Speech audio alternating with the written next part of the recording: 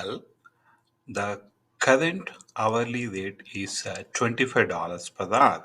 So always assume that the original hourly rate as 100%, which is $25.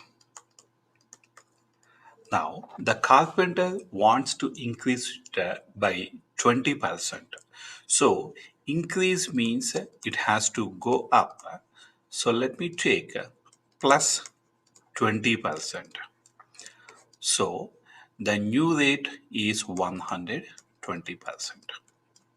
Well, so here, if it is 100%, it's going to be 25.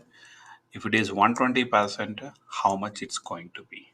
So simply what you are expected to do is you find 120% of 25, 120% of 25.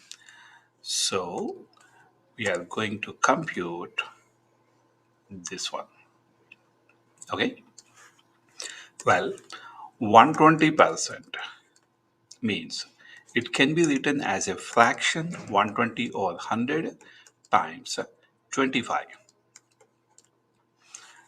I hope you know that in the numerator and denominator, if you have zeros at the end, you may strike them. Now, 12 over 10 times 25. In case if you can divide both by the same number like 2 and 2, I can divide 12 by 2, I get 6. 10 divided by 2 gives me 5 times 25. You may make use of calculator or else you may do these calculations. 6 times 25, that gives us 150 over 5, then $30.